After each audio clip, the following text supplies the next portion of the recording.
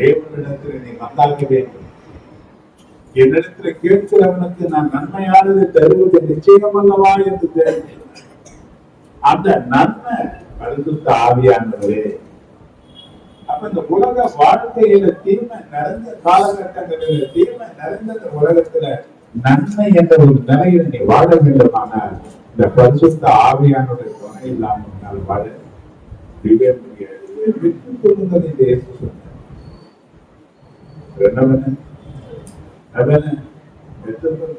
கொண்டவர்கள் பெற்றுக் கொண்டுதான் அனலாக்கணும். ஒரு ஆவியில அனலம் கிடையாது. ஒரு பாட்டுலையும் சரி, ஒரு அபிஷேகத்திலையும் சரி, அனல் என்பதே கிடையாது. சபையில சபை உயிரோடு இருக்கு, செத்த நிலையில தான் சபை இருக்கு. ஏன்னா இல்ல உணர்வற்றவர்களாக இருக்கிறார்கள். சபை எப்படி இருக்கு? வெள்ளநற்றவர்களாக இருக்கிறார்கள். வெள்ளநற்றவன் செத்துக்கொள்வதற்கு அடையாளமாக இருக்கிறாங்க. இன்னைக்கு எப்படிதான் இருக்கு சபை? உயிரோடு செத்து போய்கிறது. பரிசுத்த ஆவியானவர் எந்த அந்த உலர்ந்த பள்ளத்தாக்கினை இறங்கி அசைவாகி அந்த உலர்ந்த எலும்புகளை எப்படி ஒரு பெரிய சேனையாய் நிறுத்தி எழுப்பினாரோ அப்படி எழுப்புவதற்கு உனக்கு உண்டான பலன் அந்த பரிசுத்த ஆவியானவரால் தான் தரும். இந்த பரிசுத்த ஆவியானவர் பலன் இருந்தால்தான் இந்த உலக வாழ்க்கையில சத்துவனுக்கு எதிராக செய்கிற எல்லா போராட்டங்களிலையும் ஜெயம் கொள்ள பண்ண முடியாது. அப்ப ஒரு வெற்றி வாழ்க்கைக்கு இவர் அல்லாமல் என்னால ஒன்றும் செய்ய முடியாது. பலத்தினாலும் அல்ல, பராக்கிரமத்தினாலும் அல்ல, எல்லாம் என்னுடைய ஆவியினாலே ஆகும். அப்போ எல்லாம் அவருடைய ஆவியினால உனக்கு ஆகும் என்ற வாக்கு இருக்குமானால் இந்த எல்லாருக்கும் செய்யக்கூடிய பலன் பரிசுத்த ஆவியானவர் என்றார். இவரை கூட்டுவதற்கு செய்த காரியம்.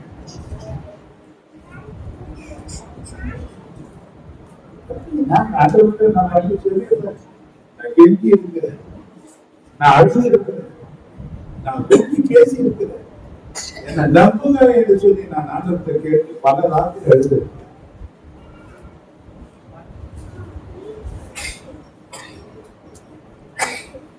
ஏன்னா ஒரு பக்கம் பார்த்தீங்கன்னா நாம எதெல்லாம் விட்டுட்டு வந்துடணும் அதெல்லாம் தொடங்குறேன்.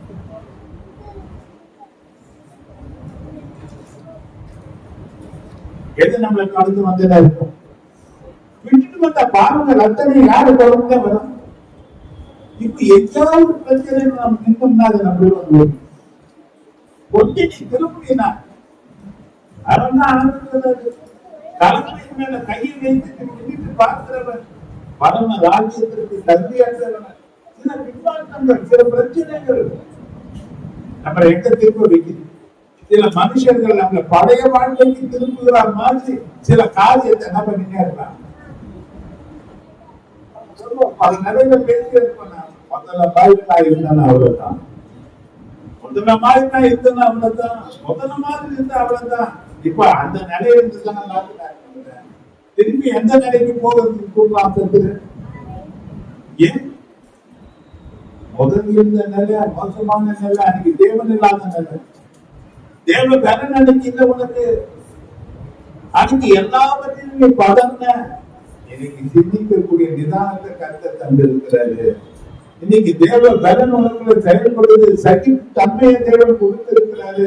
ஏதாவது பேசி போறோம், அது ஒரு பெருசா எடுத்துக்கொள்ள முடியாத அளவுக்கு தேவன் நம்மளை சாந்தப்படுத்தக்கூடிய கிருபையை தந்து நடத்தி கொண்டிருக்கிறாரு. இன்னைக்கு சத்தியம் நம்மளை எந்த நினைத்து கொண்டு வருவானா பழைய நிலைக்கு திரும்ப திரும்ப கொண்டு வருவதற்கு நம்ம இதை இன்னும் அழகா நம்ம வாசிக்கிறோம். 2 கொரிந்தியர் 10வது அதிகாரம் 4-5 வசனங்களை பார்த்தீங்கன்னா,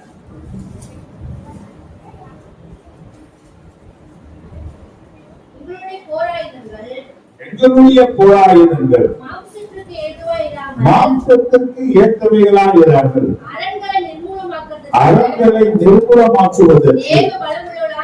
இது உங்களுடைய போராயம் எதுவா இருக்கு? மாம்சத்திற்கு ஏதுவா இருக்க. அரண்களை நிர்மூலமாக்குவதற்கு தேவ பலமுள்ளவைகளா இருக்காங்க. அரண்கள் எங்க இருக்கு? அரண்னா என்ன? பாதுகாப்பு. பாதுகாப்பு சாத்தானுக்கு எங்க இருக்குன்னு நினைக்கிறேன்? பாதுகாப்பா இருக்கிற இடம் எங்கதான் இருக்கு? அது மனசுலதான் இருக்கு. நம்ம கிறிஸ்துவுக்கு எதிராக எழுதக்கூடிய எந்த எண்ணத்தையும் நீ சிறைப்பிடிக்கவில்லை என்றால் அது ஒன்று சிறப்பு.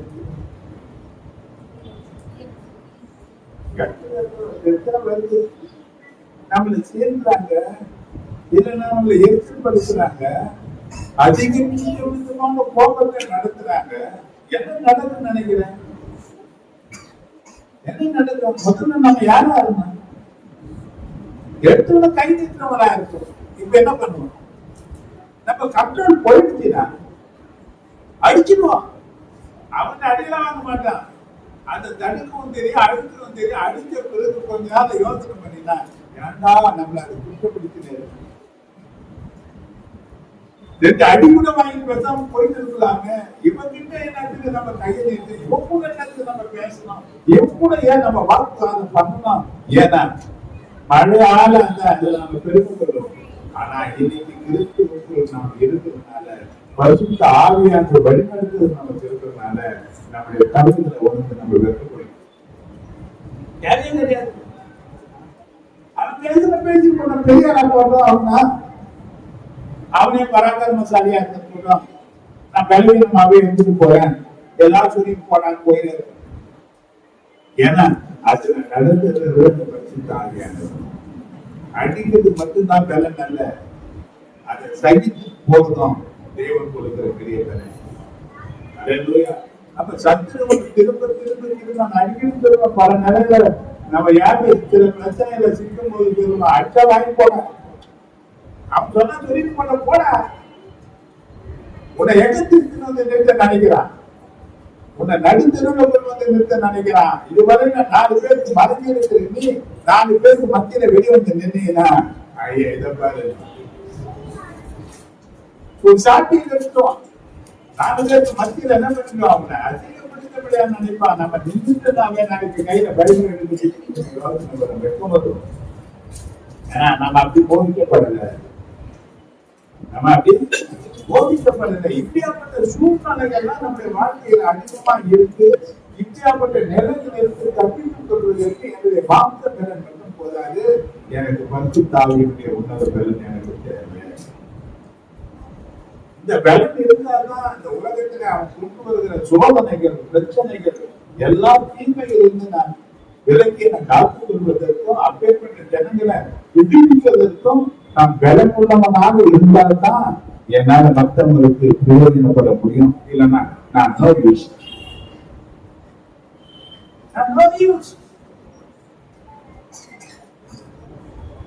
ஒரு காரியத்தை புரிஞ்சுக்க.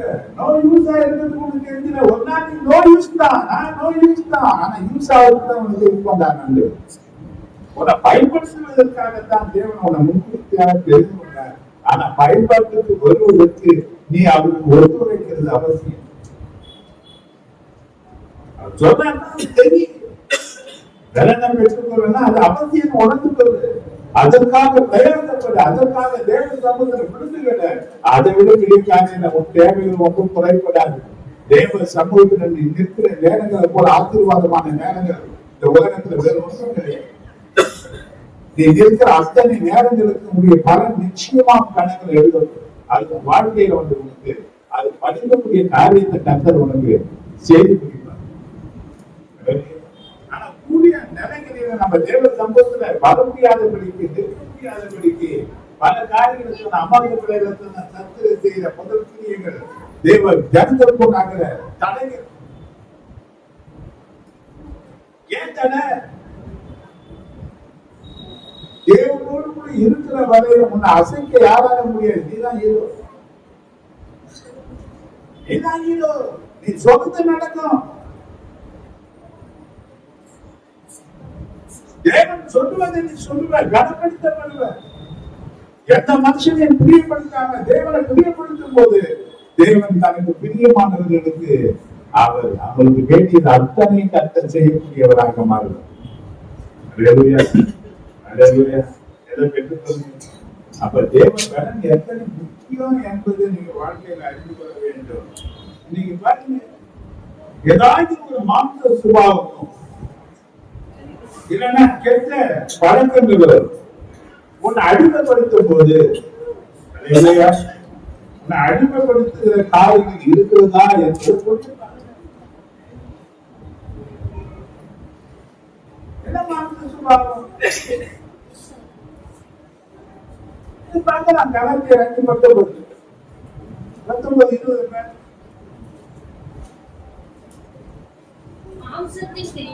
மாம்சத்தின் கிரியைகள் வெளியரங்கமாய் இருக்கிறது. அவையாவன விபச்சாரம், வேசித்தனம், அசுத்தம், காமவிகாரம், விக்கிர ஆராதனை, பில்லிசூனியம், பகைகள், விரோதங்கள், வைராக்கியங்கள், கோபங்கள், சண்டைகள், பிரிவினைகள், வார்த்த போதங்கள். இதெல்லாம் யார் அடிமைப்படுத்த? இது யார வைராக்கியத்துல நடக்குது? இது தவறான பாதையில நம்ம குடும்பம்.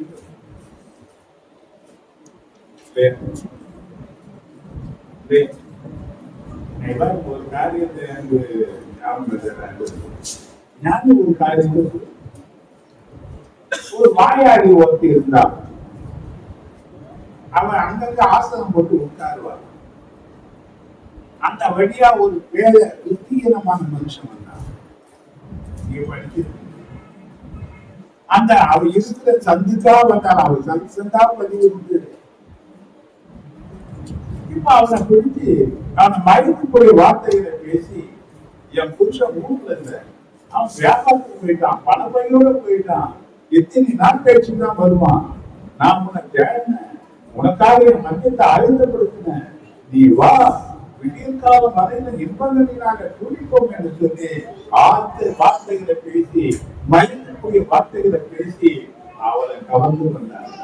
நான் சொல்றான், ஒரு அடிக்கப்படுகிற மாடு தான் அடிக்கப்படும் போது தெரியாம யாருக்கு நேரம் போனான். ஒருவேளை நம்ம வாசிக்கிறதுன்னா இவரே தானா வந்து நம்ம வகையில மாத்தான அவன் நினைச்சிருக்கிறான். ஆனா இந்த முடிவு என்ன தெரியுமா?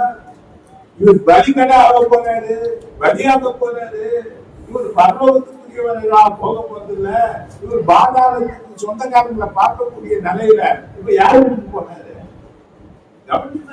இனிமையான வார்த்தைகள், நயவஞ்சக வார்த்தைகள், வெண்மையான வெண்ண போல நைஸ்டா பேசுற வார்த்தைகள், இதெல்லாம் நீ தப்பித்துக் கொள்ள வேண்டுமான பரிசுத்த ஆவியானுடைய ஒத்தாசை இல்லாம இன்னைக்கு வஞ்சிக்கிற வார்த்தைகளுக்கு நீ தப்பவே முடியாது.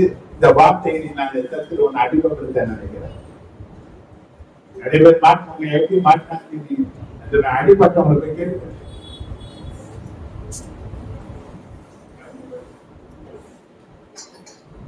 ஒரு 3 நாளைக்கு முன்ன ஒரு நிகழ்ச்சியை பார்த்தேன். எப்ப யாரும் இது ஒரு நிகழ்ச்சியை நான் பார்த்தேன். எப்ப புதுக்கு இந்த கடையில சொல்லி பார்த்தேன். ஒரு நிகழ்ச்சியில ஒரு அம்மா வராங்க, வயசு தான் எனக்கு ஒரு 38-40 இருக்கேன். குழந்தை 40 வயசு. எத்தனை பிள்ளைங்க மாற்றி கேட்கிறாங்க? ஒரு பிள்ளை 18 வயசு, ஒரு பிள்ளை வந்து வயசு அது வந்து மூளை வளர்ச்சி இல்லாதவங்க. இப்ப அந்த அம்மா கார்பரேஷன்ல வேலை செய்யறாங்க, பணியாளர் வேலையில செய்யறாங்க. அந்த அம்மா இப்ப இந்த அம்மா செய்யற இடத்துல இன்னொருத்தர் வந்து வேலை செய்யுது. அவரு கொஞ்சம் படம் நிறைய சொன்னாதான், எனக்கு யாருமே இல்லை, என் முன்னாடி ஓடி போயிடுச்சு, எனக்கு யாரும் இல்லை, நான் முடிச்சு நாசமாகிறேன், எனக்கு யாரு. இந்த அம்மாவுக்கும் புருஷன் இறந்து போயிட்டாரு. இப்ப 2 பிள்ளைகள், ஒரு பிள்ளைய வளர்க்க முடியல. இப்ப ஏதாச்சும் ஒரு நிலையில ஒரு கல்யாணம் ஆகி செத்துல ஆயிடலாம் சொல்லி நினைச்சு இந்த அம்மா பேசி கல்யாணமும் பண்ணிக்கிறேன். ஏன் பண்ணாங்கன்னா அந்த அம்மா சொல்றாங்க, அந்த அளவுக்கு நம்மதான் மனசு பேசுறேன். எப்படி பேசுறேன்? கல்யாணம் ஆன மறுநாள் முதல் ஓடி போன வீட்டுக்கு கேட்க வந்தாங்க, இவாளுக்கு எனக்கு வேண்டும். ஒரு நாள் இருந்தாங்க, வேலைக்கு போனேன். புருஷன் இல்லைன்னாலும் பிள்ளைகளை வச்சு காப்பாற்றக்கூடிய நிலையில இருந்தான். 18 வயசு பையன் தான் அம்மா இன்னொரு கல்யாணம் பண்றதுக்கு அவனை ஒத்துக்கினாங்க. இப்ப எந்த முகத்தை பார்த்து அந்த அம்மா இருப்பாங்க? வேற எனக்கு மோசம் பண்ணாங்க. இப்படி மோசம் போக்குடைய ஒரு சுபாவம் உள்ளவன் தான் பிசாசு. இந்த மோசம் போக்குகிற ஆவியில இருந்து நீ தப்பிக்கணும். ஒருத்தன் பேசுற வார்த்தைகளை நீ சிக்கிக்கொள்ளாம அதுல இருந்து தப்பித்துக் கொள்ள வேண்டுமான பரிசுத்த ஆவியானவர் கொடுக்கிற தேசத்திற்கு ஞானமும் அந்த பெறணும் உனக்கு கட்டாயம் தேவை. இல்லைன்னா அதுல என்ன பண்ணிட வேண்டி அடிமைப்பட்டு போக நிறைய பேர் ஞானத்தான எடுத்துட்டாங்க, இன்னும் தெப்படிக்கிறாங்க, இன்னும் பாக்கு பண்றாங்க, இன்னும் என்ன பண்றாங்க, அவன் காரியத்தை தண்ணி அடிக்கிறவங்க இருக்கிறாங்க. இன்னும் பார்த்தா எதை விட முடியல அவங்களால. என்ன அந்த சிற்று பழக்கம் முடியல, என்ன அந்த தவறான உடம்புகள் இன்னைக்கும் பார்த்து நிறைய பேர் ஒண்ணு என்ன பண்றாங்க, சபைக்கு வராங்க போறாங்க எல்லாம் செய்யறாங்க. ஆனா இது வந்து வெளியே வர முடியல. ஏன்னா அவங்க மாம்ச கண்ணுக்கிற இருந்து தண்ணி வெளியே வரவே முடியாது. அவனுக்கு தேவை தேவ பலன் தேவை. அதனாலதான் வேதம் சொல்கிறது, நீ தேவ பலனை பெற்றுக் கொள்வாயானால் உன்னை சுற்றி சூழ்ந்து வரக்கூடிய பாவங்களை தள்ள உன்னால முடியும். இல்லைன்னா பாவத்தில் உன்னை தெரியும். இன்னைக்கு பாவத்தினால தள்ளப்பட்ட ஜனங்கள் தான் ஏராளமாக இருக்கிறாங்களே தவிர பாவத்துல தள்ளிவிட்டு ஓடுகிற யோசிப்பு போல இருக்கிற ஜனங்கள் இன்னைக்கு குறைவா தான் இருக்கிறாங்க.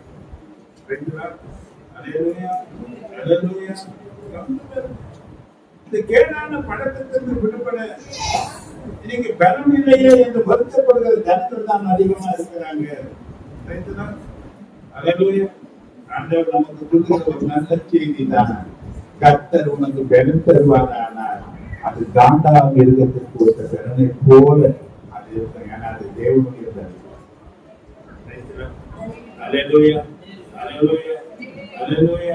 இந்த பலனை நீ பெற்றுக் கொள்ளும் போது அடிமதனத்தின் கருத்துகள் வேறோடு அது கொண்டு போகும்.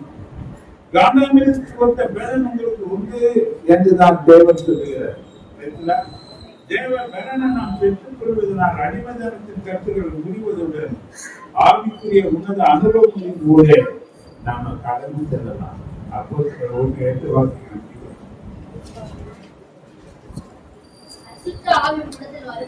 பரிசுத்த ஆவி உங்களிடத்தில் வரும்போது நீங்கள் பலனடைந்து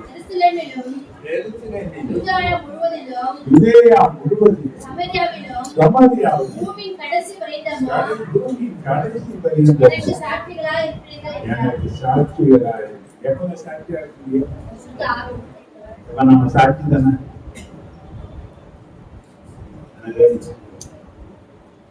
மனைவிகளுக்கு கணவன் சாட்சி சொல்ல முடியுமா?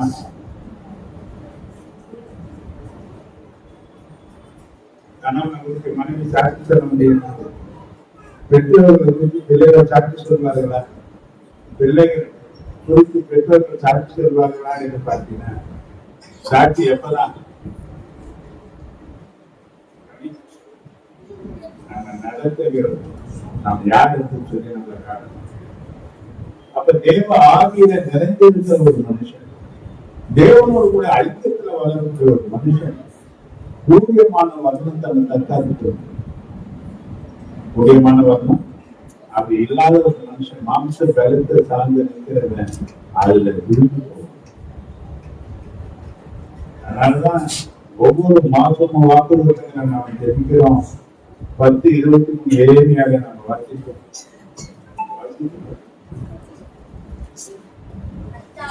கர்த்தாவே மனுஷனுடைய வழி அவனாலே ஆகிறது அல்ல என்றும் தன் நடைகளை நடத்துவது நடக்கிறவனாலே ஆகிறது எல்லாம் என்றும் நான் அறிந்திருக்கிறேன். என்ன நடத்திக்க என்னால முடியாது பாருங்க. என்ன நடத்திக்க அப்ப என்ன யார் நடத்தணும்? யார் நடத்தணும்? அவர் உனக்கு வருவாரானால் தடைகளை நீக்குவார், கோணலை நீக்கி போடுவார். கோணலானது செவ்வையாக்கி தருவாரு. அவர் உன் கூட இருந்தார்னா உனக்கு வழிகள் திறக்கப்படும். அவர் கூட இருந்தார்னா தீமைகள் விலகி போகும். இதைதான் நீ மாத்திர மரியாதைங்க. அல்லது நீர் இங்கே இருந்தானா என் சகோதரன் மறித்திருக்க மாட்டார். அப்ப தேவன் இருக்கிற இடத்துல தீமைகள் அணுக முடியாது. அப்ப தேவ பலத்துல வருகிற மனுஷன் எல்லா தீமைகளையும் மேற்கொள்ளக்கூடியவனாக மாறுவான். இந்த உலகம் நயமஞ்சத்தினால நிரம்பி இருக்கு. இன்னைக்கு எல்லாம் பார்த்தீங்கன்னா கற்பீர்களாக இருக்கிறார்கள், சுயநலவாதிகளாக இருக்கிறாங்க. இன்னைக்கு எந்த வார்த்தையும் நம்பி யாரையும் நம்ப முடியாத நிலையில இருக்கிறாங்க. அதனாலதான் ஆண்டவர் சொன்னார் ஏசாயா 2:22 நாசியில சுவாசம் உள்ள மனுஷனை நம்புவதற்கு நான் எண்ணப்படுவதற்கு ஏமாத்திரமே. யாரை நம்புறாங்க? தேவ வார்த்தைகளை விட மனுஷ வார்த்தைகளுக்கு அர்த்தம் கொடுத்து தம் வாழ்க்கையை நாசமாக்கி இருக்கிற முடியாது.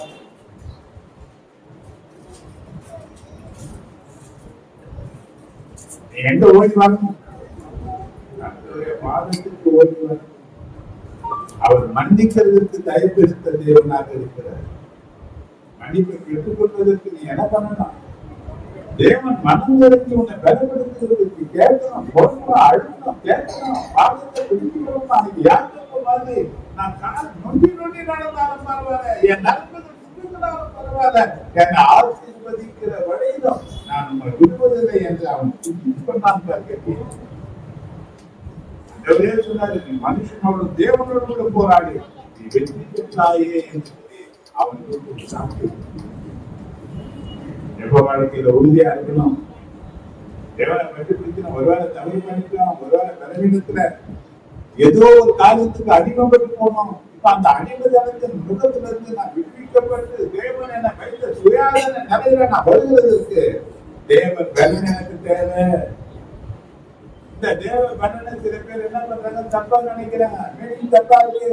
நீங்க அந்நிய பாஷையில் பேசுறாங்க, என்ன பேசுறாங்க என்ன தெரியாது. ஆனா ஆவிக்குரிய நிலையில வளர்ந்தவனுக்கு தெரியாது பலன் என்ன பலன். இன்னைக்கு ஒரு பிரச்சனை இருக்கு. இந்த அந்நிய பாஷையில பேசுறவங்களுடைய வாழ்க்கை சரியா இல்லாததுனால பேசுற பாஷைக்காங்க கனி நமக்கு பேசுறவங்க அது என்ன பெற்றுக் கொள்கிறாங்கன்னு தெரியல. அதிநெருக்கமாக கொண்டு போகக்கூடிய ஒரு வரம் அந்நிய பாஷை. தேவனோடு 40 நாள் இருந்த மோசையோட முகம் பிரகாசித்து, அப்ப ஒவ்வொரு நாளும் தேவனோடு கூட இருக்கிற அனுபவம் வாழ்க்கையில இந்த பாஷையின் மூலம் கிடைக்குமாங்க. உன் முகம் பிரகாசிக்குமா மாட்டாங்க. அப்போ அவரை நோக்கி பார்த்தவங்க வெட்கப்படுவதற்கு பார்த்தவங்க வாழ்க்கையில நிறைவேறுமா நிறைவேறாதா? அப்ப வெட்கத்திற்கு பதிலாக இரட்டத்தனையான பலன் வரும் என்று சொன்ன ஏசாயா 61:7 இரட்டத்தனையான பலன் உனக்கு கிடைக்குமா கிடைக்காதா? அப்ப அந்த நிலையான மேலான நிலையில மேல மேல மேல மேல வரணும்னா தேவபலன் அவசியம். தேவபலன் அவசியம். சொல்லலாம், ஒருத்தன் பேசும் போது நம்பலாமா வேண்டாமா உனக்கு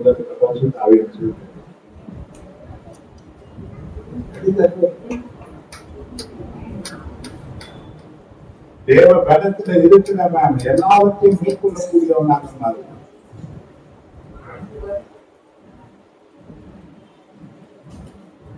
இந்த உலக தளத்துல நம்ம அப்படி இருக்கிறோம்.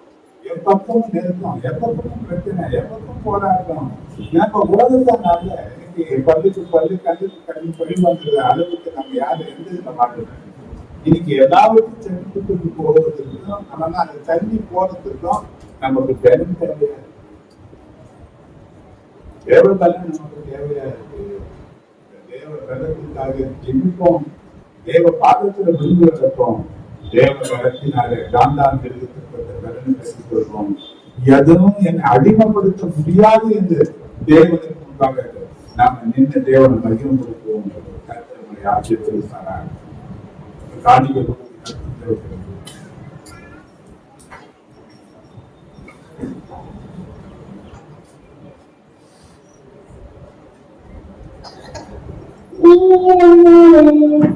இருக்கும்போது வெற்றி வெற்றியே இருக்கும்போது என்னாலும் வெற்றி வெற்றியே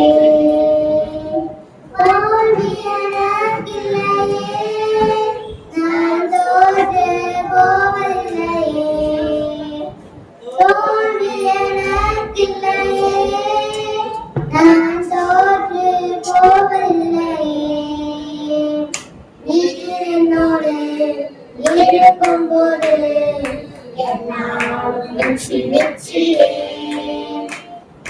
நீர் என்னோடு இருக்கும்போது என்னாலும் வெற்றி வெற்றியே மலைகளை தாண்டிடுவேன் கடும் பள்ளங்களை கடந்திடுவேன் மலைகளை தாண்டிடுவேன் கடும் பள்ளங்களை கடந்திடுவேன் சதிகளை முறியடிப்பேன் அந்த சாத்தானை ஜெயித்திடுவேன் சதிகளை முறியடிப்பேன் அந்த சாத்தானை ஜெயித்திடுவேன் என்னோடு இருக்கும்போது என்னாலும் வெற்றி வெற்றியே என்னோடு இருக்கும்போது என்னாலும் வெற்றி வெற்றியே சிறைச்சாலை கதவுகளும் என் துதியினால் உடைத்திடுவேன் சிறைச்சாலை கதவுகளும் என் துதியினால் உடைத்திடுவேன் அபிஷேகம் எனக்குள்ளே நான் பாடி பாடி மகிழ்ந்திடுவேன் அபிஷேகம் எனக்குள்ளே நான் பாடி பாடி மகிழ்ந்திடுவேன் நீர் என்னோடு இருக்கும்போது என்னாலும் வெற்றி வெற்றியே நீர் என்னோடு இருக்கும்போது என்னாலும் வெற்றி வெற்றியே மரணத்தை சூழலிலே பாதாளமும் ஜெயமெடுப்பே மரணத்தை சூழலிலே பாதாளமும் ஜெயமெடுப்பே இயேசு எனது ஜீவன் சாம்பலத்தில் ஆகாயமே இயேசு எனது ஜீவன்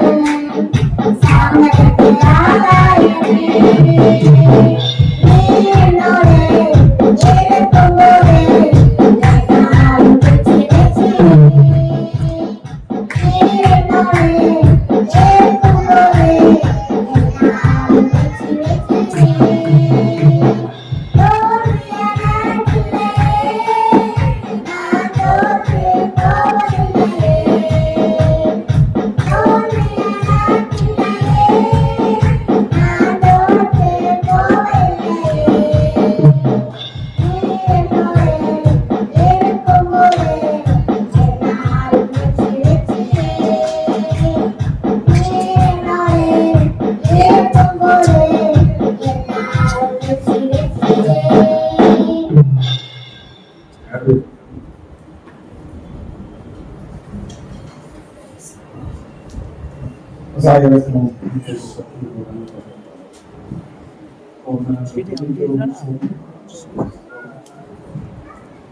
ஒரு கொடுத்த காலத்தை ஆண்டவரே கருத்திலே கொடுக்கிறோம். உலகத்தை கர்த்தர் ஆசீர்வதித்து கொடுத்த ஒவ்வொரு கரங்களையும் இப்பொழுது நெருக்கத்தை பார்க்கிறோம். 1000 மடங்கு அதிகமாக ஆசீர்வதித்து வச்சிருக்கிறோம். கருத்திலே கொடுக்கிறோம். உற்சாகமாய் கொடுக்கிறேன். பிரியமாய் இருக்கிறேன். வேகமாக உற்சாகத்தினால் கர்த்தர் ஆசீர்வதித்து ஆசீர்வாதத்தை உண்டாக்குகிறோம். பலப்படுத்தி ஆசீர்வதித்து இயேசு நீட்டு நாமத்தில்